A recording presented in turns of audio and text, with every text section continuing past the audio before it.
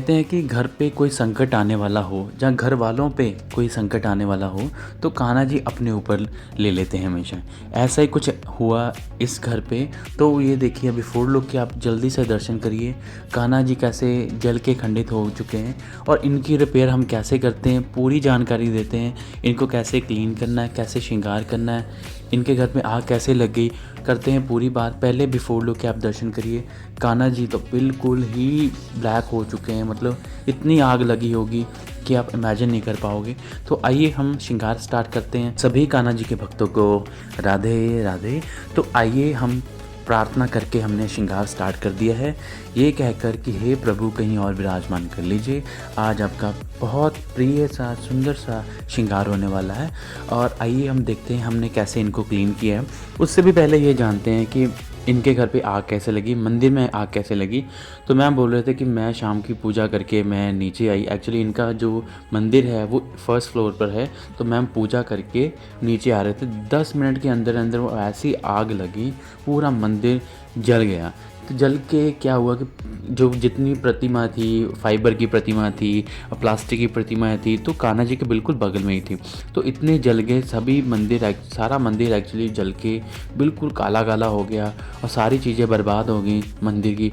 तो मैं बोल रहे थे कि उनके बगल में जो भी प्लास्टिक की प्रतिमाएं रखी थी वो मेल्ट होके कान्हा जी के ऊपर ऐसे चिपक गए और आग और भी ज़्यादा भड़क गई।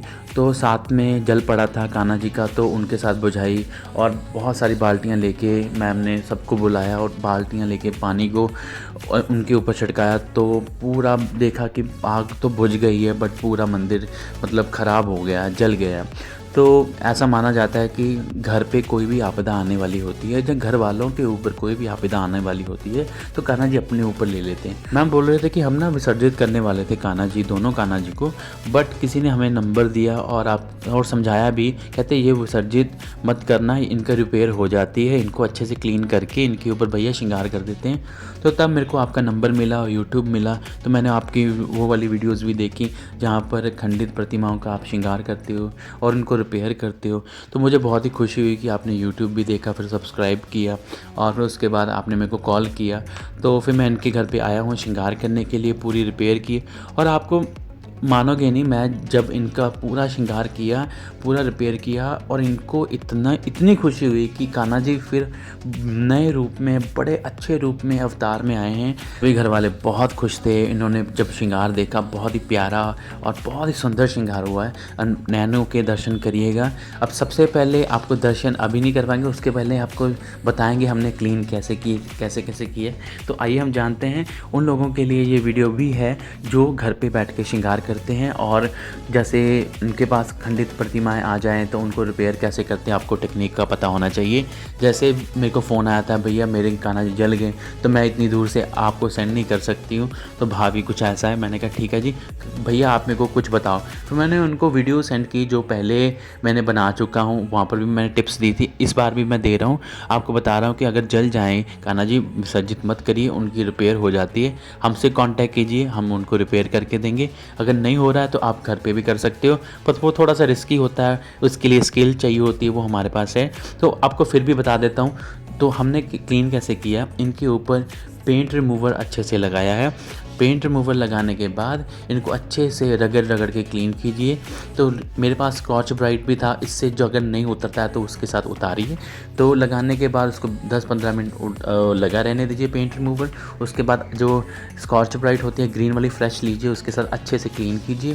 क्लीन करने के बाद इनको रिपीट करना है 5-6 बार, क्योंकि पेंट रिमूवर हाथ पे लग जाए तो जल जाता, मतलब कि जलन पैदा करता है। तो इसीलिए बोलता हूँ कि आप हमारे साथ कांटेक्ट कीजिए, हमारा तो काम रोज़ का ही है। तो हम आपको अच्छे से क्लीन करके, उसको क्लीन करने के बाद फिर आपको थिनर के साथ अच्छे से क्लीन करना है उसको।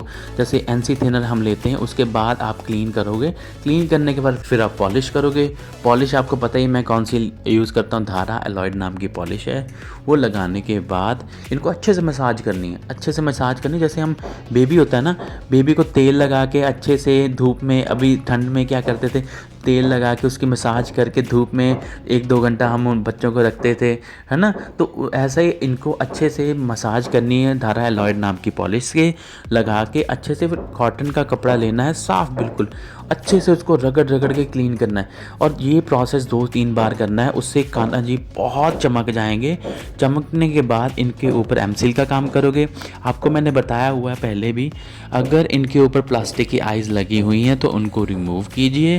रिमूव करने के बाद इनके ऊपर फिर एमसील की आइज़ लगाइए। एमसील की आइज़ अब प्लस और माइनस, मैं यहाँ पर ना बहुत से भक्तों को ये बताना चाहता हूँ।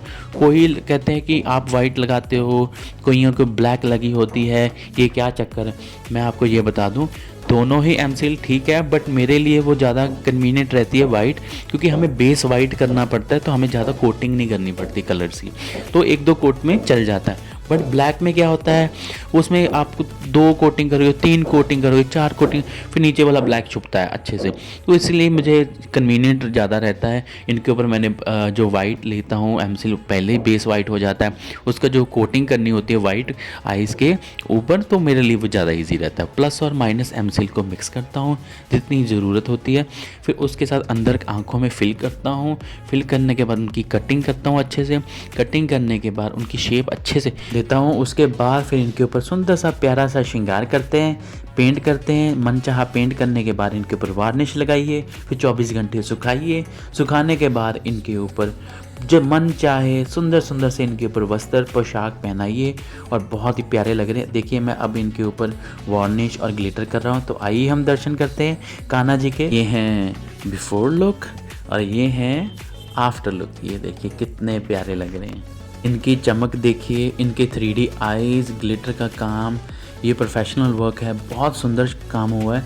ऐसा काम के लिए एक्चुअली क्या होता है कि प्रैक्टिस बहुत चाहिए होती है। अगर आपको मैं कह दूं कि घर पर आप कर सकते हो, उसमें केमिकल्स का थोड़ा झंझट रहता है, इसीलिए आप हमको कंसर्न कीजिए, हमारे साथ कांटेक्ट कीजिए, आपका काम इजीली और बहुत ब्यूटीफुली प्रोफेशनल हैंड्स में हो जाएगा।